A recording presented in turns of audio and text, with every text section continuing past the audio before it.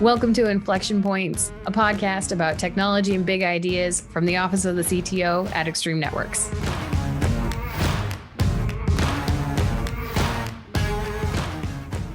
Tim, I have to tell you, you know what I miss the most since COVID?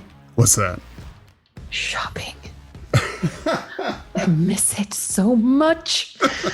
I just want to go into a store and I want to touch everything and I want to smell the leather. I miss it so much. I can't take it. I am not going to fight you on this one. I agree. I miss going into music stores, being able to look at instruments and touch and feel instruments, and to be able to feel and measure the weight of the instrument and feel it in my hands. It is such a sensual experience, and we just really haven't had that in so long. No, and if you're going to spend, maybe 3 to 4 figures on something, you want to be able to touch it, to feel it, to have that experience of being in the store. Maybe you're there with a friend, you want that real experience, and I miss it. And boy, I really hope they make the Infinite Enterprise make this happen, because this is one of those areas where I want the Fifth Avenue experience in my own living room. I want it. Please make it happen so that it can happen wherever. I don't care where. I sense your desperation.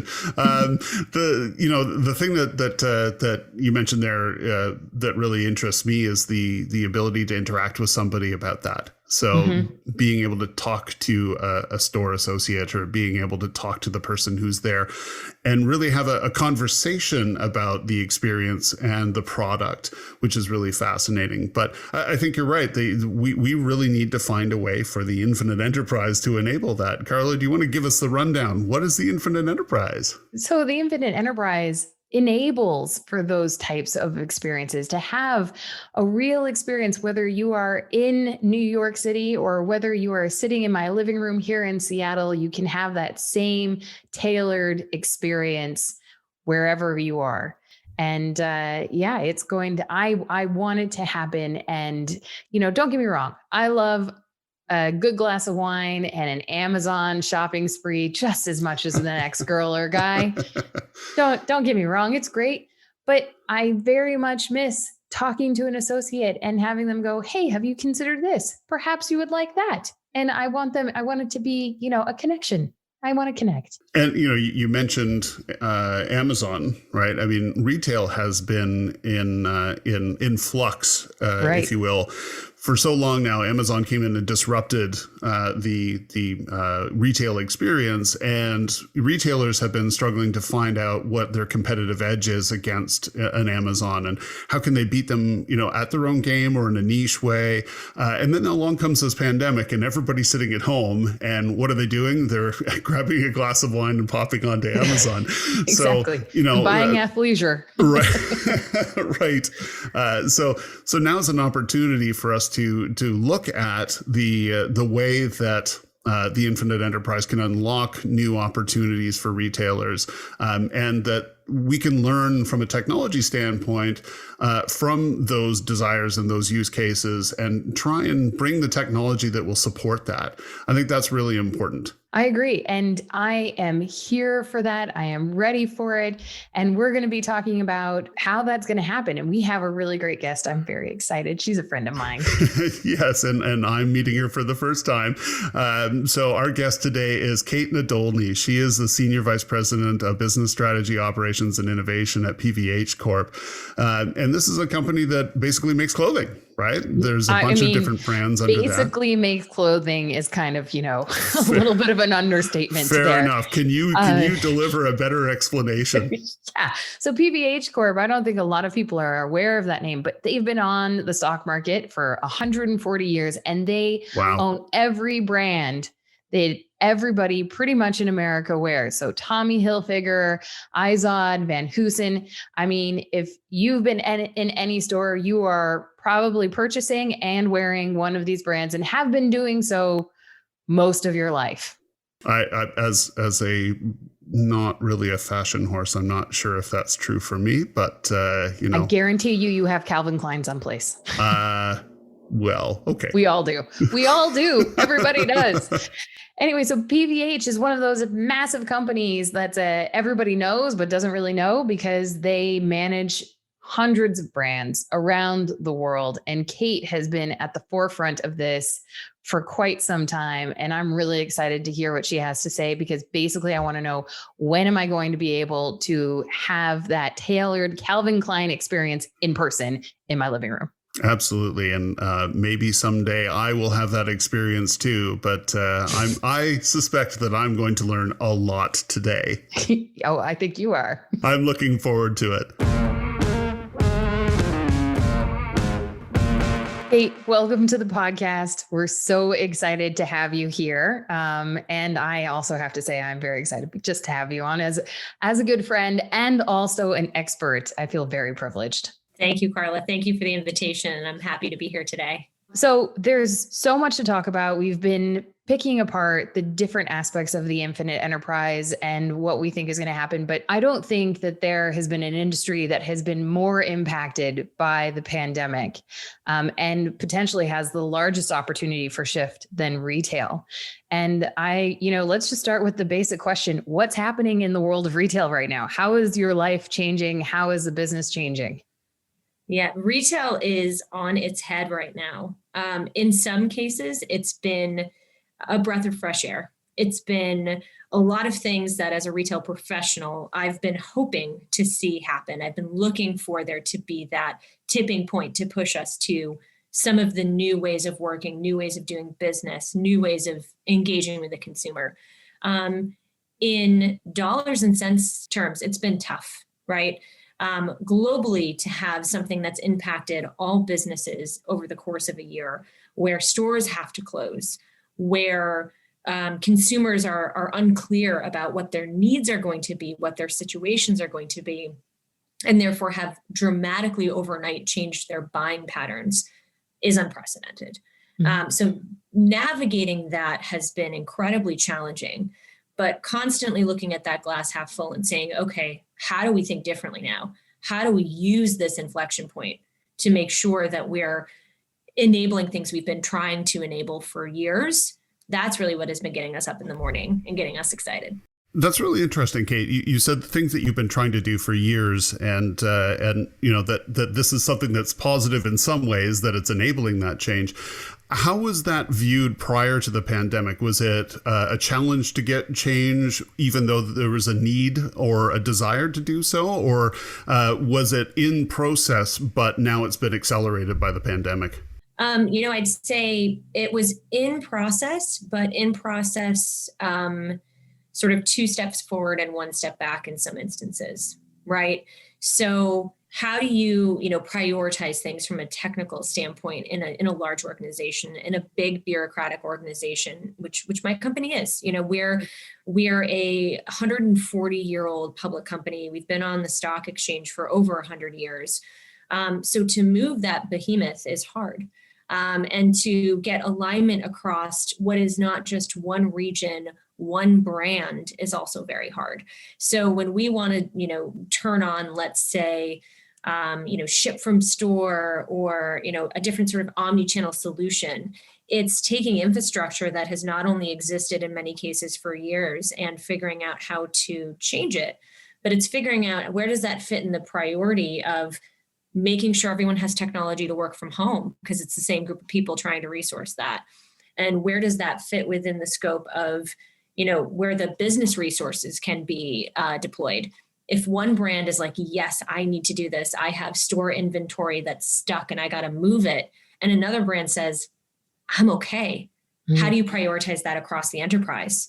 So that's really where, we constantly would have fits and stops. But a lot of these things we've talked about really bubbled to the top in the middle of COVID. It allowed us to say, whoa, we don't have a choice anymore. We have to figure out how to manage our inventory differently. We have to figure out how to use what at the time were nice to have technologies or things that were bleeding edge. We now have to have them. I was working on an AI project that I was super excited about right up until COVID. And then when we got into COVID, the entire thing pivoted, but it was expedited. So all of a sudden it was, hey, we actually, if we don't start to use machine learning in our decision making about how to manage pricing, how to manage inventory, channel management, distribution, we're going to lose. We have to be able to figure that out, because this has taught us that if you can't pivot at the drop of a hat, you're not going to be able to keep up with the market. You're not going to be able to keep up with that consumer. So one of the things also, Kate, that you said that I find really fascinating that I'd love for you to elaborate on is you said that it sounds like obviously you've been able to accelerate a number of programs, but also you found new ways to engage with customers. What are some of those new ways that you're working with customers now? Are you creating a much more hyper individualized experience for them? What are some of the examples of things that you're currently working on that have changed because of the pandemic? I would say that, now that we know that 80% of our consumers who were going in stores before can't go in stores, we need to upskill our consumers on how to engage with our brand online. In North America specifically, we have a lot of our business sitting with some key retail partners, right? So we're kind of beholden to what we can do in a Macy's environment, what we can do in a Kohl's environment. And prior to this, we were spending a lot of our time trying to crack that opportunity. In COVID, we're like, all right, we just have to own it, right? We have to double down on growing our owned and operated e-com business, our owned and operated experience for our consumer, driving them to our site versus driving them always to one of our partners. Although we love our partners, they're great partners and there's a great opportunity there. We had to take a little bit of that ownership and understand our consumer directly a little bit more than we had historically. So the investment there was really critical. And I'd say in that investment, it was everything from, some of the just frictionless way of how we're thinking through the consumer need and journey. My team was incredible in this, and they very quickly, right before peak selling time in Q4, got us up on Klarna, which is a multi-payment system, got us up on e-gift cards because we were all physical, got us up on a bunch of different things that really just sort of drove that frictionless consumer journey, where it wasn't maybe priority before because a consumer was like, okay, well, I can do this, or I can go into a store, or I can, shop in Macy's that offers this, and that's fine. And I can still engage with the brand and the product, at where I want to be. Now we had to provide sort of all of those things within just that e-commerce ecosystem. It's live streaming, that's something that's been huge in Asia. And, my counterpart who's head of strategy in Asia, is, on top of everything that's happening there and sharing it back. And we used to say, okay, great. Like whatever's happening in China, that's super cool. We have a couple years before it's going to be mainstream in the US and we can catch up. Those couple years are a couple months now. So live streaming, which we were talking about right before COVID, it was like, when's it going to really matter to do live stream selling in North America? I don't know. Now it's like, we had to do it and we have to figure it out. And we have to figure out also, how do we do these things in a way that's authentic to our brands and authentic to our consumer experiences. So it's easy to say, oh yeah, this flashy thing is cool and different. We're going to try it here and there. But if we're trying too many of those flashy things, we're starting to confuse the consumer about what we're all about, right? So how do you test? How do you understand? But do that in a way that's authentic, and do that in a way that the consumer is going to be able to really digest. So as a consumer and as a Gen X consumer, can you help me understand the concept of live stream selling? Like, what does that entail? I've seen some live streams in my time, but how do you turn that into something that's consumer focused and can actually deliver on sales? Yeah, absolutely. As a millennial, I am not that consumer either, right? It's really Gen Z who is engaging in that way. I would say, look, live streaming is one example of many things that are bringing the best of digital to real life and bringing the best of real life to digital, right? How do you understand why the consumer goes online, why the consumer goes in store, and try to give those same convenience points or curation factors, whatever it may be, to them in those channels of preference? So live streaming is basically saying, I want to go and talk to an associate about what's the best thing in the Tommy collection this season. I want to have that experience of understanding details about the product. I want to know, is it going to be worn with, these jeans, or worn with, this accessory? I don't get that very kind of personal experience by just going online and seeing, people who bought this also bought that.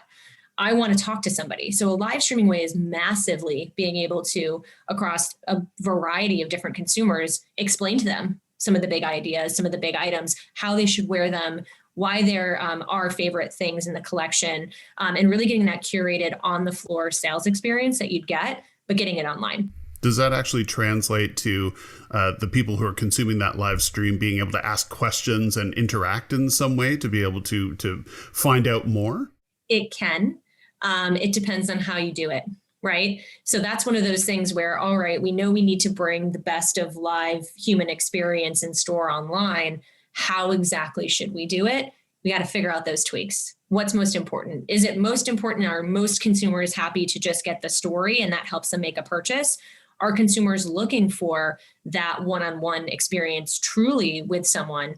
We have to figure that out, right? We're testing different things. Should we be able to have you, instead of live chatting with a bot, which is something we added, in Q4, really just to, track your purchase, that sort of thing, kind of take some relief off our customer service team.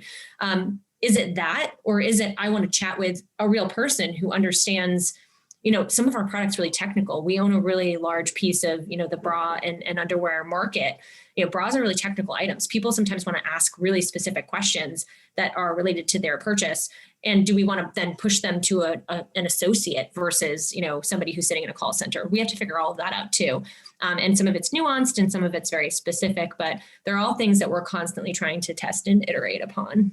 This sounds like, it's a massive shift what you're talking about, live streaming and how brands engage directly with customers. But what also occurs to me is that it is a massive business model shift as well, because previously, before, brands were very heavily reliant on your partners. And now it sounds like the brand really has to own that one-to-one relationship with their customers.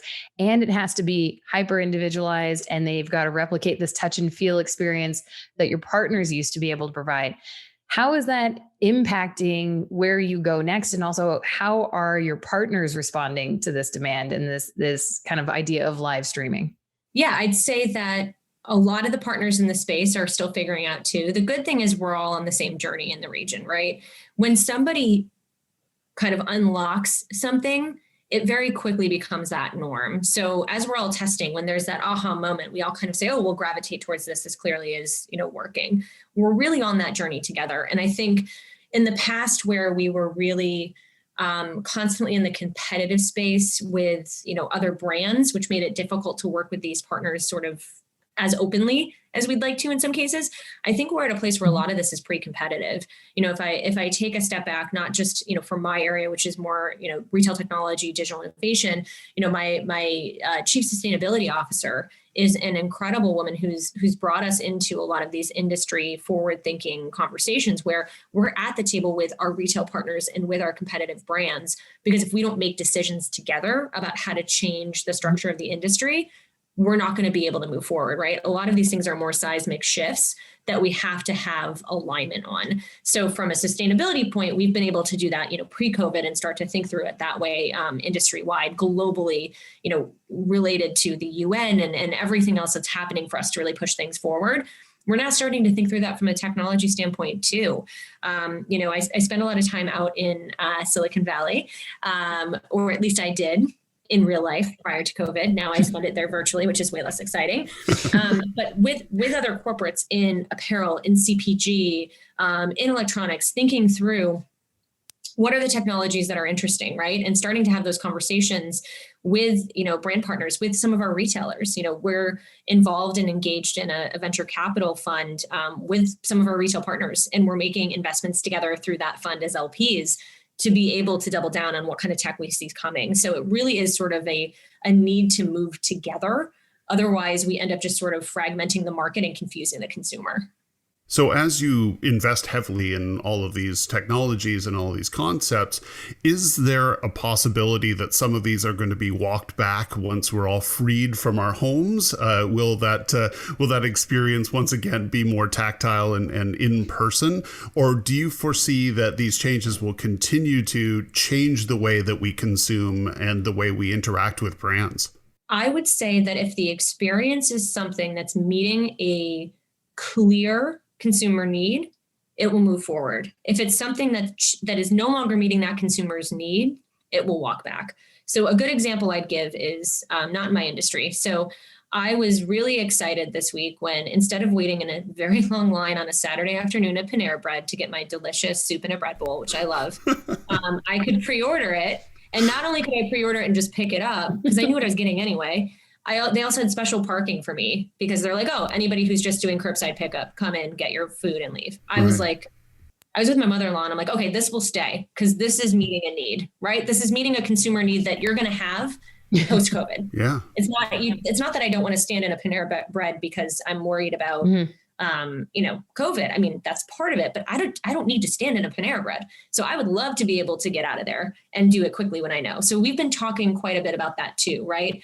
So I use Tommy as the example because our head of stores for Tommy in North America is just an amazing partner and a sort of a brilliant operationalist in retail, and really thinks through things tactically as to how the consumer engages and finds those breakpoints. And what we've talked about is, how do we start to be able to identify a consumer based on their experience need, not even by a consumer, but sometimes by a visit, right? Like sometimes I'm a consumer who may want to walk into a Tommy store and I'm getting replacement items that I know. I'm getting a pair of jeans that I just want a different wash. I know what my size is. I know what the fit is. I'm fine. I'm getting, a couple of t-shirts. I don't want a staff member to talk to me. I want to just get my product and go. And if I have an account, I want to be able to just swipe out and not have to wait in line and just be like, here's my stuff. I'm getting my stuff. I'm leaving. Like, I'm done. I'm good. But there are times when you may be making a more special purchase, or you may be there to browse and understand and discover. And that same consumer is going to have a different need point we need to meet. How do we identify what that need is for that consumer and offer them that option of experience based on what that need is? I would love to, I always say I'm a big Saks shopper and I love the shoe floor.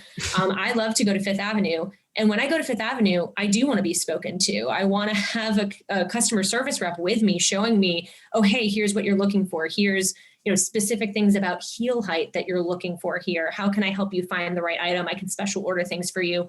I want that curated experience versus that pickup experience I may be wanting another time. So to be able to identify that personalization need, whether it's different consumers or same consumers, different time, that's what we're really trying to unlock right now, I'd say, as an industry. Okay. Is it possible that tactile experience will become more focused on the higher elements, higher brand elements? Is that possible? Whereas the more utilitarian needs across the spectrum might be serviced just more in a digital way? Yes and no. I think it depends on what you consider utilitarian, right? Because everyone has a different consideration point. I know that, a lot of our consumers, using Calvin Klein underwear as an example, a lot of our consumers have been wearing the exact same 3-pack boxer brief for 15 years, right? They know what they know and they're going to go in and get it. That a different consumer for that same item might be looking for something else. They may not have worn our brand before and they may be looking for something, to engage differently. In the same regard, again, that same consumer who knows what they're wearing in one thing may not in another, and they may be looking for a change. So I don't think there's going to be, I think utilitarian, yes, but utilitarian has a different meaning for different consumers at different times. So I think you're going to end up kind of having that banded experience, but all product and all consumers can move up and down that banded experience between utilitarian and curated, at any given time, depending on their consumer preference and their purchasing needs. Yeah, I agree. I think it could actually potentially be an equalizer for what's perceived as more utilitarian brands, where I'm just going to go in and pick this up. Actually, there's an opportunity to develop a very customized, hyper individualized experience for that brand. And you get that kind of same high touch that you might experience typically only in Saks, right? So yeah. I do think it's a big equalizer. I think one thing I would feel remiss if I didn't ask you about is, you'd said that it's really about identifying customer needs. And, we've been talking a lot on the podcast about Gen Z, millennials like you and me and old folks like Tim might want to go back to, can't miss an opportunity, Tim, might want to go back to that in-person experience. We might yearn for that for specific experiences, like for you buying shoes at Saks. I'm the same way. I want to touch and feel the shoes and smell the shoes myself. Okay, don't give me the face. Smelling shoes, the leather. So unused shoes. Okay, yeah. Thanks for that clarification, Tim. That was helpful. My point being, however, Generation Z doesn't necessarily have that feel, that need for in-person contact. And we had someone on the podcast talking to us, her name is Michelle, about Gen Z and how they've been impacted by the pandemic. And she said, actually, they're the generation that has been the least impacted because they're used to having digital connections and experiences. Do you think that Gen Z is going to adopt more live streaming, that they're going to expect more of those hyper individualized digital experiences with one-to-one with brands? And, how do you ramp that up while still simultaneously handling us old folks that still want to do everything in person? Yeah, I would say there's definitely a strong preference in Gen Z to be able to have that digital first experience. But a digital first experience does not mean sitting alone in your room on your phone. I think as brands and as retailers, what we need to be doing is taking, again, the best of digital and bringing it in store to create that reason for being in that experience. So, as retailers, we're trying to sell things to people, right? We're trying to make money here. So for us to only offer people what they know, which is what digital's good at. Digital's good at finding what you know at the best price or the most convenient place or the cheapest shipping or the fastest shipping, right? It's all about that convenience factor. It's not about finding out what's new and what's hot. That's not the easiest thing to do online. Not that it can't be done, and it is done, and we're iterating on that, but it's easier to do that in store, right? It's discoverability. One of the things that Amazon really talked about probably 5 years ago when they were thinking about how they could expand their fashion platform is they were saying, we're good for direct search, we're not good for discoverability. Mm-hmm. How do you go through 10,000 pages of product when you put in pant? You can't. What a store is good at is showing you a dozen pants you may be interested in that are most relevant to the market based on what consumers are looking for, based on what brands are offering, based on trend, and giving you that experience. So to me, if I'm a Gen Zer, I want to say, okay, I need to look for something new. My phone is going to help kind of guide and put the guardrails around what I should be looking for and how I should be thinking about it. But there's a reason for me to go into the store. And if I'm going to go into the store, I'm going to go into a store that is offering me some of those same, interesting ways of shopping. So I want a AR experience, which is something we did with our Warner's brand with Kohl's pre-COVID. I want an AR experience that tells me about the product on the floor, right? Mm-hmm. So I want to be on the floor. I want to see it. I want to actually see what the colors look like in real life. I want to actually touch and feel the fabric, but I want that digital, upselling skill. Okay, great. How do we put that on the floor? We want to get the consumers in the store. You are much more likely when you're in a store to make additional impulse purchases than you are if you're online and you're just putting things in your cart, unless you're trying to hit a ship threshold, which is another lovely thing to play around with. But regardless, I think that's a good example of what Kohl's did with Amazon. That was brilliant, right? They're frenemies. They're trying to get the same consumer to buy the same stuff from both of them. But Kohl's said, you know what? I'm going to take your returns, Amazon, because it's a convenience factor for your consumer. But then that consumer becomes my consumer. And that consumer is walking through my store. And if you've noticed, Kohl's has put all of those Amazon kind of fulfillment kiosks in the back of the store. Yep. So you're walking through the store and you're seeing things and you're making those purchases in the same way that you would if you were in a normal retail environment pre-digital. So that's a great way to engage with the consumer, because the consumer doesn't also know what they haven't been exposed to. And we have to make sure that we're still using those retail spaces to expose consumers to what's next and what sort of things that they should be considering in their path to purchase.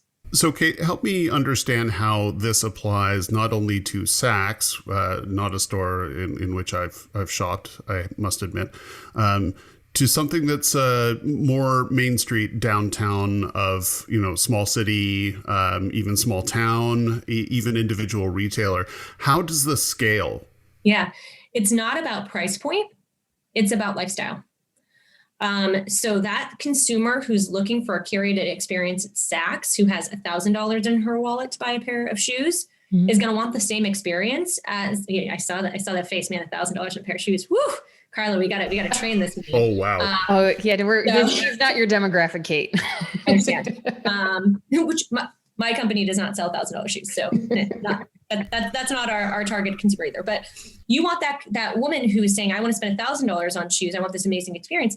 The woman who wants to spend $50 or $100 wants that same experience and wants that same curation.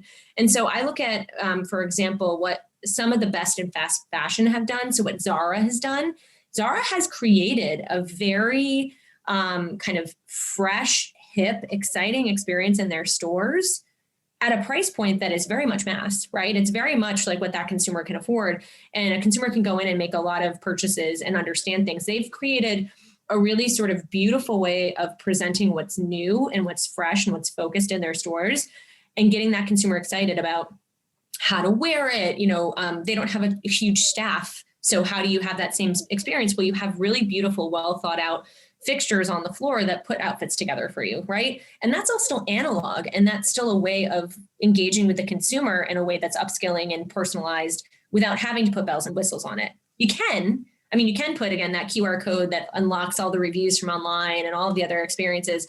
And that's something that I think we're going to start to see everyone doing. Mm-hmm. But there are still really, meaningful analog ways to engage with the consumer that I think we're going to see sort of that swing back. In China, it's been called revenge shopping, where everyone who couldn't go out shopping is going to like LVMH and they're going to Louis Vuitton and they're buying expensive things because they're like, oh my God, I've been sitting in the house for the last year. Right. I think we're going to experience that too in our own way, where people are just going to be excited to walk into a mall because you haven't done it in so long and it's fresh. The mall wasn't fresh before. The mall was dying. Now the mall is different and new. Yeah. Like all of a sudden, you're building excitement in something that wasn't exciting. Now to keep that and have it not just be a spike is a whole different conversation. And that's when we get into how do you bring this technology into the store and make it exciting. Mm-hmm. But I'm going to go back into a mall soon. I'm close to having antibodies. I'm vaccinated. So I'm going to go back into a mall because I would like to actually be able to touch and feel something and be like, how's this going to look on me? I think that's an exciting experience for consumers post-COVID. So the answer is there are definitely some aspects of what's changed in retail that are going to stick post-pandemic, but yes, definitely expecting a bit of a V in people wanting to engage in that in-person experience again. The big question is though, Kate, what is shopping going to be like in 2030 or in 2050? Are we all going to be, is Amazon going to be a virtual store that we walk into? Is Macy's going to be a virtual store that we walk into? Will people even have the need anymore to actually have that in-person experience? I mean, I won't hold you to it. I won't call you in 2050 and go, you were wrong, but or you were right, either way. But where do you think it's going? So I would say, I don't know if it's 2050, maybe it's 2030. I would say you're going to move from a store as a place to purchase, as a place to experience. So you're going to still have physical retail. It's going to be smaller. It's going to be tighter square footage. It's going to be a place for you to not necessarily purchase things, but to see them, feel them, experience them, have different types of brand experiences. You may want to go in, and have a stylist there who's going to be talking to you about how to wear different things for the next season versus just a salesperson trying to make commission off of the pair of jeans you're buying. So it's going to be a different type of experience. It's going to be smaller. It's going to still feel human and personal because I think that people want that. Mm-hmm. But other than that, you're not going to really be using that as a place to pick something up, right? You're going to be either getting it shipped directly to you. I still think you're going to do buy online, pick up at curbside store in the short term until drones can just drop it on your front step. But at some point, you're going to get to a place where you can get anything you want in 2 hours. So you're going to do all your shopping. You're going to make your selections. You're probably going to purchase it, in some sort of kiosk at the store, but you're not going to pick it up and take it out with you. It's going to get delivered to your mechanism, your choice of location, in your way of seeing it at some point, right? You're going to end up getting that item given to you how it's best and most convenient for you. You're going to have the option to not have it be packaged because you're being sustainable. You're going to have the option of, maybe having it be dropped off with a, registered tailor who's going to be able to on the spot make it custom to you if that's what you think you need. I think all of those different services are going to come out of it. I think the biggest thing that's going to happen at some point is all of the work that's been done with 3D printing and 3D. Right now, it's really just knitting. Weaving is a little bit harder in 3D, but there's a lot of 3D printing and knitting that's been happening. I think we'll get to the place where you're going to buy the USB port or whatever, touch port or whatever. You're going to be given that technology, and you're going to buy the IP on that technology, and you're going to print it at home. And everyone's going to actually probably have some sort of small, at that point affordable 3D printing machine. You buy the cartridge of the yarn and the color and whatever it is you need, and you buy the IP and you make it custom to your body, right? So the technology to make things custom to your body to an extremely close degree of accuracy is already out there, but the use case for it and the integration for it is not there. A lot of times the technology just can't be absorbed because the consumer isn't ready, the businesses aren't ready, and some of the tertiary technology or secondary technology isn't ready. I think that we'll get close to that, where you end up just purchasing that IP, you print things at home for yourself. It is way more sustainable. There's no waste in freight. There's no waste in packaging. There's no waste in, additional materials lost on the cutting room floor. You're going to get it made for you and you're going to have it. I think what's also going to become a real factor in the future is truly circular product, where stores are still also going to exist as not just warehouses to ship to you, but to take back from you. So you are no longer going to throw something in the garbage or have to give it to Goodwill, although that's still a great option. You can be taking it back to the store and say, this is end of life, or this is damaged, I'm done with it. The store is going to figure out how to reuse 100% of those materials. And you're going to, bring that kind of circular model into your everyday purchasing habits. Well, I, for one, look forward to my hyper-individualized 3D printed footwear and the guidance to be able to actually choose what that is and to be somewhat fashionable. As Carla has pointed out, I am not. So that is absolutely fantastic. Kate, it is a pleasure and a joy to hear your ideas and your thoughts on where we're going with this. This is very, very fascinating. Yeah, I mean, sign me up. I am ready for that type of 2030 shopping. I'm ready. I'm all in. Sustainable, easier, have a drone drop it off so I don't have to carry bags. I love it. I'm done. Amazing. We'll work on that for you, Carla. All right. Thanks. I'll be customer number 1. No problem. Well, thank you guys. Thank you so much, Kate, for being here. It's been super fun. And I can't wait to see what happens next. Absolutely. We're ready. Thank you so much.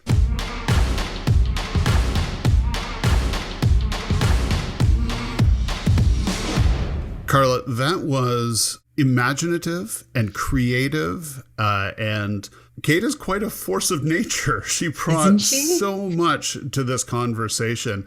Help me break this down, because as we talked about, I obviously don't know what I'm talking about when it comes to fashion, but let's talk about creating that new consumer environment in the infinite enterprise. Help me break down what Kate was talking about. Yeah. So, I mean, I agree with you. Kate is a force. One of my favorites by far. But I think, one of the ways that I have been able to get my shopping fix in COVID is I belong to the Nordstrom's Trunk Club, and they send me a box once a quarter. I give them, information from my Pinterest board. I swipe on a few outfits of what I like. I tell them what I'm looking for. Right. And they send me a collection by a stylist of, a variety of things for me to choose from. Some that I've said, this is what I want. Some is going to be a surprise. And then they have all of my sizing on. They send it to me. I try it on. I check out via the app, and then I ship it off. Now, that is one way that, retailers have found to still provide that kind of in-store experience at home. But I think it's really interesting how they're going to have to evolve that as this continues.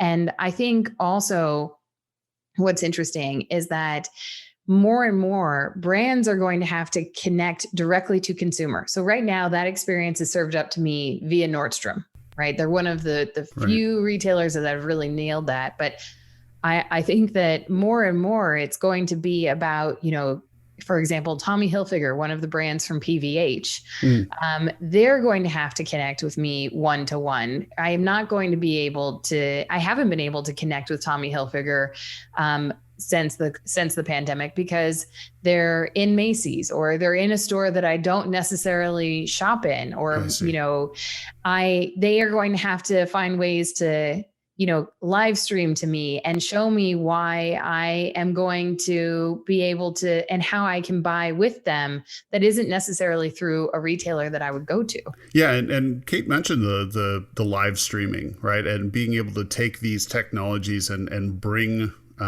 what is effectively a shopping experience to the user in a way that is more immersive, rather than, if you can't go and touch it, you can at least have it brought to you in a digital way so that people can show it off and you can have some kind of experience with it. Yeah, and it's much more brand to consumer than retailer to consumer. And that provides for a much more individual experience. And also, I think it's going to be really interesting to see how retailers are going to react in the future. When she was talking about how, potentially either with a brand or with a retailer, and I think this will be particularly important for retailers, you have your own identification on your website, which has your sizes uploaded, right? You're measured virtually, right. Which, I mean, we've been talking about Generation Z and how everything needs to be, they expect things to be tailored to them. You can't get more tailored to them than by having your own sizes uploaded, right? Yeah, that's a fair point. Kate, she took us into a really interesting realm. She went far into the future, if you will, and had some really interesting ideas around being able to, create your own fashion at home that is, specific to you and that is based on, instead of buying the thing, you buy the pattern, and the pattern can be created within your own infinite enterprise experience at home. That is shocking and confusing for a lot of people if you think about the ability to create through a 3D printer, for example, your own footwear. And, I thought that was quite an insight, because it puts a measurement on how technology can enable the retail experience, which is something that we're struggling to match with the infinite enterprise. If I can be measured at home and I don't have to be embarrassed being measured in the in the store, and then my fashion or my clothing can be printed out at home, that is the epitome of a personal experience. Yeah, but we're also going to have to make sure that we've got the connectivity and we can build that experience in order for that to happen, whether you're in New York or you're sitting at home and you're printing out something that is custom fit to you. Or if you're going into a local like pop-up version of your retailer or that brand and saying, here are my sizes, I want to come and see what this looks like in person, and then my drone is going to drop off the clothes for me the next day. But the point is, technology enables for that kind of very tailored, very customized experience anywhere. Which is the absolute point of the infinite enterprise. Right? And I am here for it. I am ready. We are enabling your shopping experience. I want customized everywhere. I can't wait. Well, hopefully the future comes to you.